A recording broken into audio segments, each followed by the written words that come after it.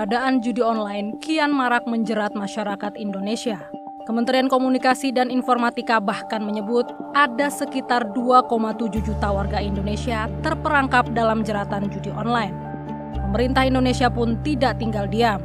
Satuan Tugas untuk Memberantas Judi Online telah resmi dibentuk pada bulan April. Satuan ini terdiri dari beberapa kementerian dan lembaga, diantaranya Kementerian Kominfo, Otoritas Jasa Keuangan, Kementerian Keuangan, Kepolisian, dan Kejaksaan. Kebijakan pemerintah ini mendapat respon positif dari DPR RI. Keterlibatan beberapa kementerian dan lembaga diyakini membuat langkah pemberantasan judi online menjadi efektif. Pasalnya selama ini upaya pemberantasan dilakukan secara terpisah, mengingat ada beberapa aspek yang menjadi perhatian dalam menumpas bisnis haram itu, mulai dari penegakan hukum, pengaturan ruang siber, dan pengawasan transaksi keuangan.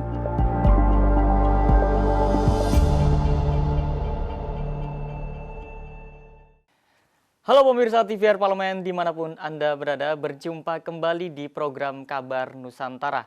Seperti biasa pemirsa, kami akan membahas terkait dengan isu-isu yang saat ini masih menjadi sorotan di sekitaran masyarakat, yaitu maraknya judi online di Indonesia, di mana judi online ini sudah sangat berdampak kepada kehidupan masyarakat sehari-hari pemirsa. Ada yang bahkan pernikahan ini menjadi bercerai karena adanya judi online, dan juga ada juga yang sampai mengakhiri hidupnya hanya karena terjerat judi online. Lalu bagaimana pemberantasan judi online selama ini yang dilakukan oleh pemerintah, dan bagaimana DPR RI melalui fungsi pengawasannya turut serta bersinergi untuk memberantas judi online? Sudah bersama saya anggota Komisi 1 DPR RI Bapak Dev Akbar Sahfikarno dari fraksi Partai Golkar untuk daerah pemilihan Jawa Barat 8. Kabar sehat Pak Dev? Sehat, alhamdulillah, puji Tuhan, sehat. Alhamdulillah. Terima kasih Pak sudah mau bergabung bersama kami untuk membahas terkait dengan isu yang saat ini memang sangat memprihatinkan Pak di masyarakat terkait dengan judi online. Apalagi Indonesia ini Pak, menurut data yang saya terima ini dirilis dari Drone Emprit, ini Indonesia tercatat menjadi negara pengguna atau pemain judi online ini nomor 1 Pak sedunia Pak. Nah, saya mau nanyakan dulu terkait dengan sebenarnya menurut pandangan Bapak, kira-kira masyarakat ini kenapa sih Pak bisa terjerat atau yang melatar belakangi mereka itu bermain judi online Pak?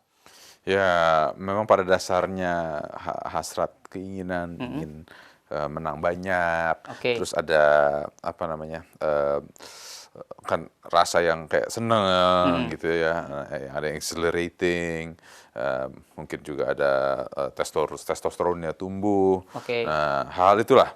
Tapi berdasari adalah karena ingin cepat kaya. Jadi akhirnya main judi online. Cepat kaya tapi secara instan mungkin Pak ya? Iya, namanya cepat kaya instan lah ya. Nah, sekarang ini ya pemerintah ya, kita bisa terus-menerus memberantas.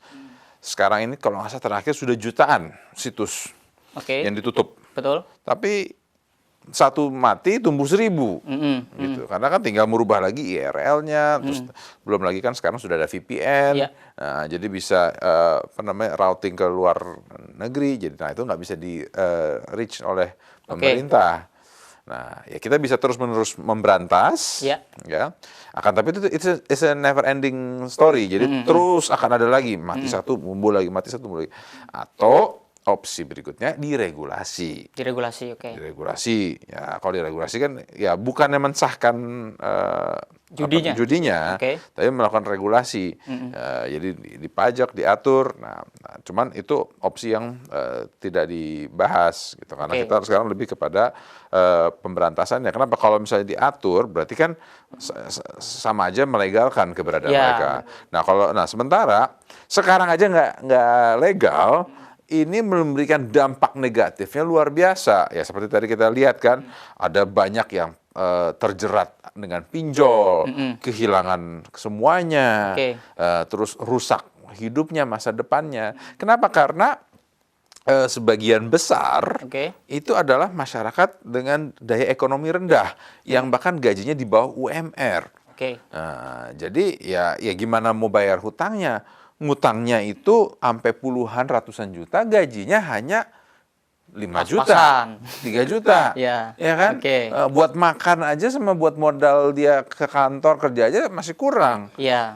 Mesti bayar lagi gitu. Jadi akhirnya banyak yang mencuri, bunuh diri, Judi. akhirnya terus juga makin cari sana sini, jadi gali lubang tutup lubang. Oke. Nah, jadi ya dampak negatif itu sangat besar. Baik. Maka itu penting. Sekarang ini kita harus memformulasikan, ya, edukasi tentunya. Kenapa? Karena selama masyarakatnya itu masih kecanduan akan terhadap permainan ketangkasan ini, Iya. ya mau dilarang segimana pasti akan ada jalannya lah. Betul. Dan Pak, kalau misalkan nanti kan kita akan bahas terkait dengan undang-undang ataupun regulasinya Pak untuk Iya. ke depan. Nah, kira-kira ini juga yang sangat mengkhawatirkan Pak, itu judi online di Indonesia itu perputaran uangnya berdasarkan dari data PPATK itu senilai 327 triliun rupiah Pak sepanjang tahun 2023. Ini Cukup tuh untuk makan siang gratis. luar biasa ini Pak. Ini sudah Iya. bisa buat bangun apa nih Pak? Mungkin kalau kalau bukan bangun IKN itu udah Kelar. sedikit lagi lah kelar itu Pak. Nah, Udah kira-kira selesai. Bapak melihatnya seperti apa Pak? Ya ini kan ya itu tadi saya bilang sebagian besar itu adalah masyarakat dengan Kalangan bawah. Kalangan bawah Oke. karena kan per gamenya itu ya sekali mencet itu cuma 1.000, 2.000, 5.000. Ya, tapi ya apa namanya Iya.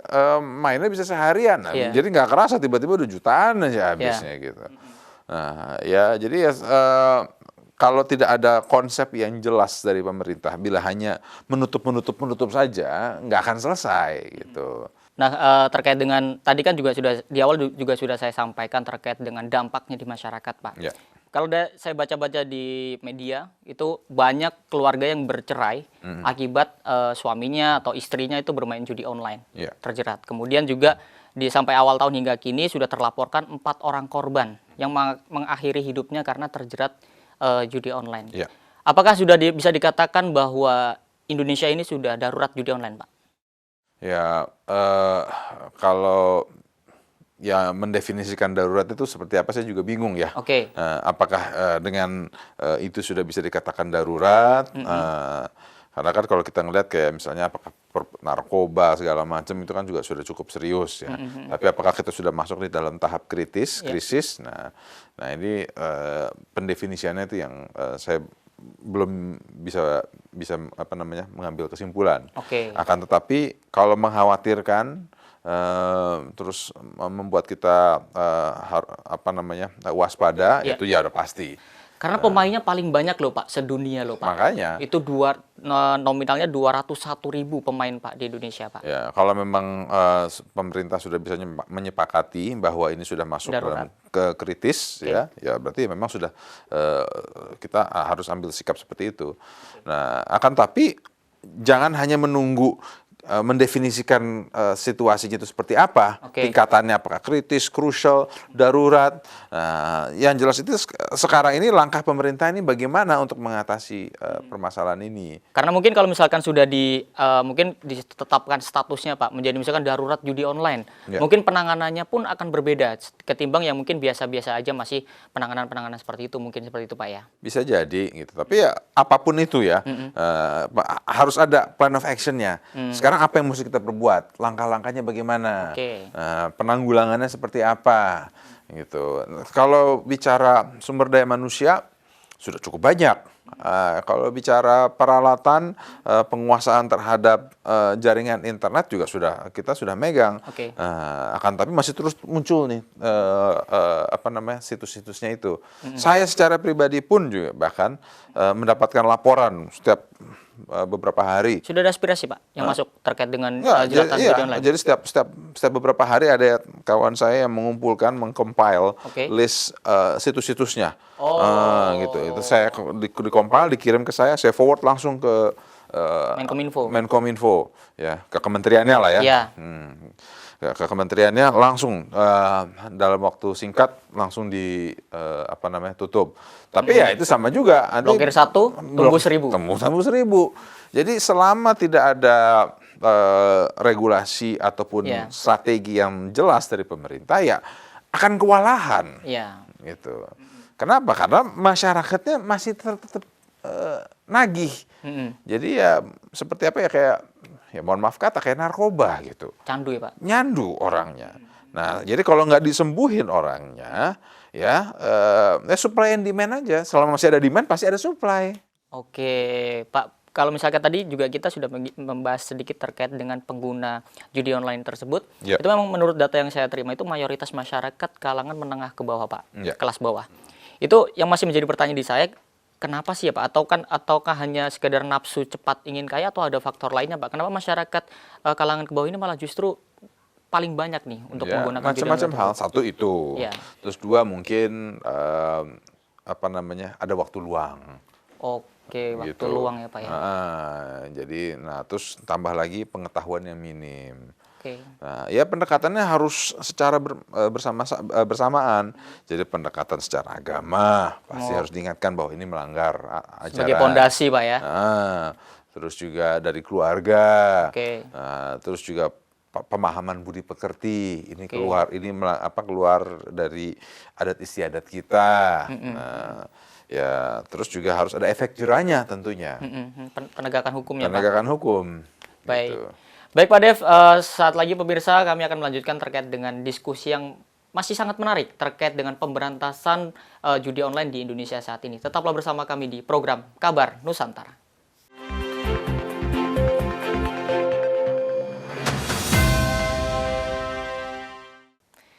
Baik pemirsa TVR Parlemen, kembali di Kabar Nusantara dan masih membahas terkait dengan bagaimana sinergi untuk memberantas judi online di Indonesia. Masih bersama dengan anggota Komisi 1 DPR RI, Bapak Dev Akbar Syafiqarno. Pak, langsung saja Pak, terkait dengan permasalahan judi online ini kan di Indonesia ini sudah cukup lama sebenarnya Pak. Mungkin tadinya dari judi konvensional Pak, mungkin dengan membeli nomor dan sebagainya. Sekarang juga sudah bisa dilakukan semenjak adanya zamannya internet. Tentu zaman internet kan sudah cukup lama. Nah, kira-kira penanganan dari pemerintah sendiri yang Bapak masih perlu disoroti sejauh ini apa nih Pak? Apa ada yang salah nih Pak? Sehingga saat ini belum kelar-kelar nih Pak terkait dengan judi online. Beli nomor tuh kayak togel gitu ya. Iya, betul. Ya, kalau mungkin nggak tahu sempet ngalamin nggak dulu zamannya SDSB. SDSB, oke. Itu kan beli kupon itu Nah, terus iya. kalau kayak di Amerika itu kayak loto gitu ya. Lotre lah. Lotre. Lotre. Diundi, keluar nomornya, Ya. yang megang nomornya itu yang dapat. Nah, itu kan ya kayak legalized gambling juga ya. Ya. Ya, itu salah satu contoh gitu di mana diatur regulasi, terus keuntungannya dipakai untuk kemajuan olahraga, kemajuan budaya, atau bahkan kayak zamannya Gubernur Ali Sadikin, kita malah punya kasino. Oke. Ada kan di Gedung Jayakarta tuh, sama di Copacabana di Ancol. Oke. Gitu. Itu dulu boleh ya Pak ya? Legal dulu. Legal itu, Pak? Zamannya Pak Harto. Oh, Zamannya oke. Pak Harto waktu itu karena gubernurnya mau bangun DKI, dia ngelihat kas kantor DKI hanya 60 juta. Ya walaupun tahun 60-an 60 juta ya nggak bisa buat apa-apa kan. Iya, Pak. Akhirnya dia buat izin itu, terus izin night club, spa segala macam dengan pajak yang tinggi. Iya. Jadi hanya orang kaya yang beruang lah, gitu yang bisa main judi di sana. Nah, keuntungannya itu dipakai untuk membangun DKI. Gitu. Ya, saya sih tidak menganjurkan untuk diatur, diregulasi Atau dilegalkan. Dilegalkan ya. Ya. Nah, tapi ya kalau tidak ada strategi yang jelas dari pemerintah, ya. Apakah mau dibuat seperti itu, dibuat regulasi atau ada strategi lainnya, ya pasti ini akan marak terus. Karena ya itu tadi saya bilang selama masih ada demand pasti ada supply gitu. Jadi ya memang harus ada strategi yang jelas untuk bagaimana ke depannya pemerintah kalau tidak ada regulasi yang jelas, nah itu ya pasti akan terus berlangsung dan masyarakat yang dirugikan. Oke, Pak, kalau misalkan tadi butuh strategi yang jelas dan sebagainya itu. Tadi pemerintah hingga saat ini kalau misalkan banyak pemberitaan di media hanya sekedar mengklaim telah memblokir tersebut yang tadi sudah kita bahas.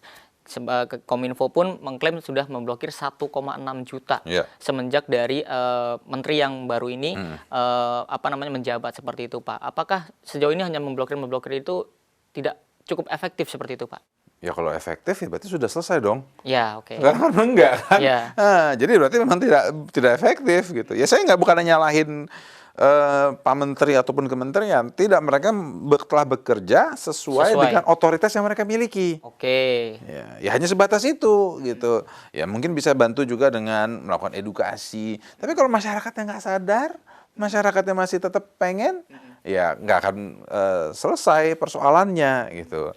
Apalagi Pak, pemain judi online kalau misalkan data yang saya terima juga itu rata-rata usia 17 sampai 20 tahun. Nah, bagaimana sosialisasi yang masuk ya Pak untuk kepada anak-anak usia tersebut, Pak? Ya, kalau kita ngejar segmen yang di situ sudah terlambat. Sudah terlambat. Sudah terlambat karena mereka sudah nyandu, mereka sudah mengerti gitu. Ya hanya bisa diingatkan dan disadarkan. Nah, yang penting itu yang di bawahnya, yang dari anak-anak itu, yang dari usia 5, 6 tahun generasi itu. di bawahnya, generasi Pak. di bawahnya itu yang mesti kita kejar supaya apa? Jangan sampai keterusan ke sana. Nah, jadi penanganannya tuh harus beda-beda. Ya, yang anak-anak bawah itu ya, yang anak-anak masih kecil ya, dari mulai balita bahkan. Kenapa? Karena saya tahu persis anak-anak itu dari kecil itu sudah kegandrungan dengan gadget.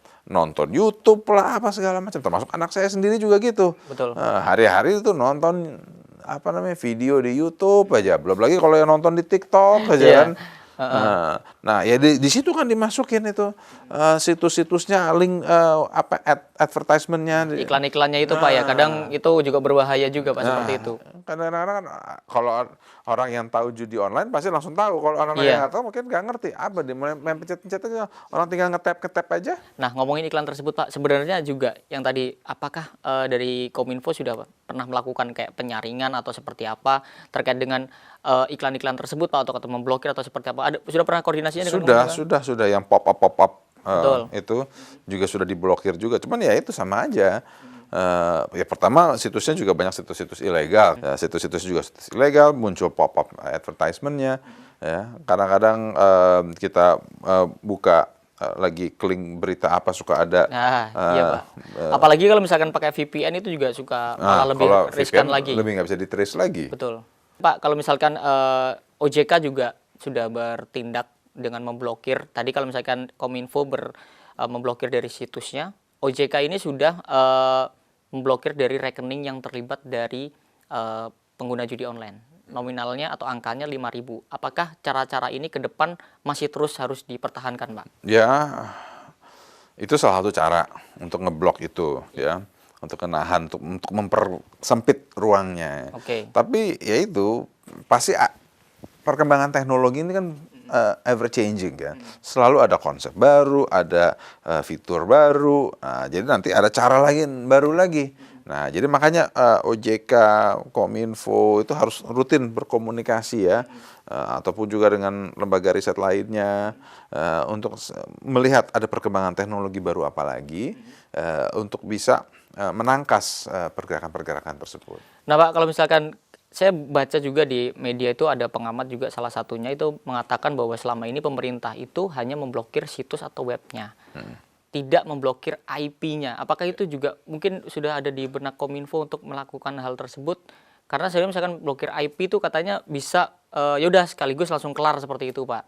Jadi mungkin dengan blokir IP tadi tidak hanya situs web dan sebagainya itu mungkin bisa lebih mempersempit lagi Pak. Ya itu cara sih yang sudah dijalankan juga. Ada sudah juga dijalankan, ada juga IP yang diblokir. Cuman ya ngeblokir IP, ngeblokir situs kan juga ada tahapannya. Nah jadi ya dan sama juga gitu. Kita ngeblokir satu IP bukan berarti mereka tidak punya cara lain lagi, dan bukan berarti memang IP-nya hanya satu, kan enggak ya, IP-nya juga bisa dari mana-mana.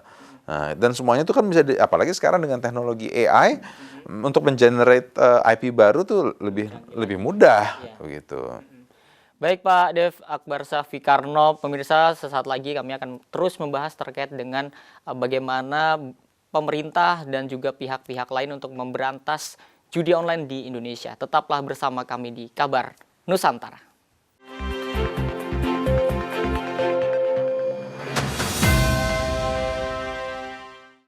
Baik pemirsa, kembali di program Kabar Nusantara dan masih membahas terkait dengan bagaimana memberantas judi online di Indonesia. Dan pemerintah Joko Widodo, Pak Dev, atau Presiden Joko Widodo baru-baru ini telah mengadakan rapat internal dengan jajarannya untuk membuat membuat satu Satgasus atau Satuan Tugas Khusus untuk memberantas judi online yang isinya Kominfo, Polri, kemudian BSSN, Kemlu, Kemenko Polhukam, Kejaksaan hingga OJK. Nah, kira-kira pembentukan Satgas ini apakah dinilai langkah yang tepat, Pak, untuk memberantas judi online di Indonesia?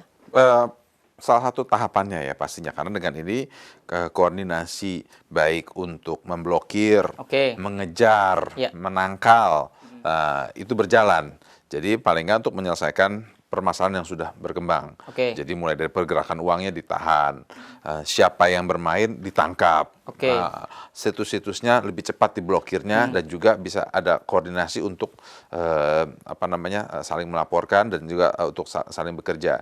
Kenapa? Karena kan di polisi ada divisi cybernya, ya, di kejaksaan juga ada, di Kominfo pasti punya.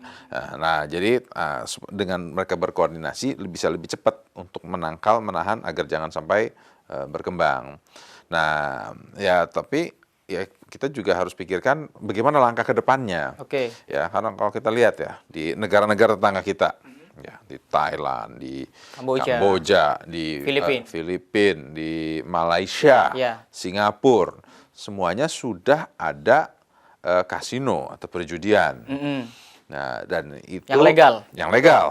Ya, jadi diatur, ada regulasinya. Nah, dengan dibuat regulasi, mereka itu meningkatkan revenue kepada pemerintah, dan juga bisa diatur masyarakatnya siapa yang boleh bermain dan siapa yang tidak. Nah, kalau bermain harus bayar. Nah, ini bukannya saya mengatakan bahwa kita harus berarah ke sana. Tapi kan sudah ada wacana memang, Pak, pernah untuk salah satu pulau di Indonesia itu untuk dijadikan suatu memang untuk judi yang legal di situ, Pak. Sudah puluhan tahun. Sudah puluhan tahun ya, Pak? Sudah puluhan tahun rencananya itu, tapi selalu bolak-balik ada penolakan. Tidak pernah gol karena? Ya, ada penolakan baik dari alim ulama, dari masyarakat sipil, dari berbagai macam hal. Nah, ya cuman ya kembali saya katakan, ya kita juga jangan berpikir satu arah. Kita harus berpikir secara besar. Kita lihat bahwa ditahan seperti apa masih ada terus ini. Betul. Nah, jadi apakah kita buat regulasi agar lebih jelas memiliki penghasilan kepada negara, atau kita terus menghabiskan APBN untuk memberantas tanpa ada hasil? Gitu. Karena apa? Karena kita berupaya memberantas, muncul lagi di cara lain, gitu. Pak, sejauh ini sebenarnya efektivitas Undang-Undang ITE memberantas dari judi online ini sudah sejauh apa, Pak? Ya, toolsnya sudah ada. Toolsnya, otoritasnya sudah diberikan secara hukum kepada aparat. Nah kan, tapi ya maraknya masih menggebu-gebu, masih besar. Nah ya, jadi kalau ditanya efektivitas, ya belum efektif full lah. Apakah Bapak juga ada dugaan terkait dengan memang ada yang oknum bermain di judi online tersebut sehingga bisa masih seperti terus berjalan? Iya, jadi masih terus berjalan, jadi masih kayak susah dihilangkan seperti itu, Pak. Ya, konon katanya ada macam-macam. Ini kan seperti narkoba, kemudian dengan kasus-kasus lainnya, Pak. Ya, memang bila mana aparat hukum APH kita ini serius, ya kita dorong untuk dibongkar, dibuka. Siapa pemain-pemain di belakangnya, siapa yang masih mengendalikan sampai dengan masih bisa berjalan terus. Betul, Pak. Terkait dengan kedepannya, Komisi 1, langkahnya bagaimana untuk terlibat dalam pemberantasan judi online ini? Mitra kita kan Kemhan, Mabes TNI, BIN, Kominfo, dan Kemlu. BSSN? Dan BSSN, ya. Nah, ya kita terus berkoordinasi ya untuk juga terus membahas regulasi apa yang dibutuhkan, anggarannya bagaimana, peralatannya seperti apa, penambahan sumber daya manusianya itu bagaimana, ya itu yang bisa kita lakukan. Nah, tapi kan penindakannya itu ada di pemerintah. Jadi kita kembalikan kepada pemerintah untuk melakukan tahapan-tahapan demi menyelesaikan kemelut ini. Itu kan dari sisi penindakannya, Pak. Kalau misalkan dari sisi kita tindakan preventifnya untuk mensosialisasikan mungkin kepada masyarakat, apalagi tadi generasi-generasi tersebut. Kira-kira sebenarnya sudah ada anggaran atau belum Pak yang dikucurkan oleh pemerintah untuk hal tersebut? Ya, dari kalau anggaran secara personil, anggaran secara peralatan itu kan sudah ada komponen Sudah ada, besarnya ya.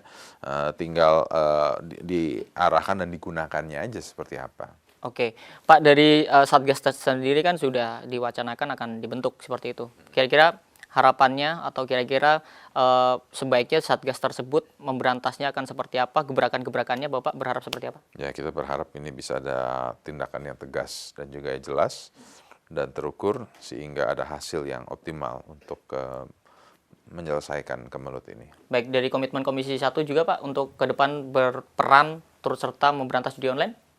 Ya, peran kita ya hanya bisa memastikan pemerintah itu memiliki aturan dan juga anggaran yang cukup. Sekarang penindakannya kan ada di pemerintah. Baik. Jadi kita kembalikan ke pemerintah. Baik, kira-kira juga apa nih Pak yang bisa disampaikan kepada para pemirsa supaya pemirsa ini tidak terjerat Ya. dalam judi online di semua generasi seperti itu Pak? Baik, ya yang pertama ya kita terus menyerukan ya, agar jangan sampai terjerembab di dalam perangkap mematikan ini sehingga kehilangan segala-galanya. Tidak ada hal yang baik yang bisa kita dapatkan dari judi.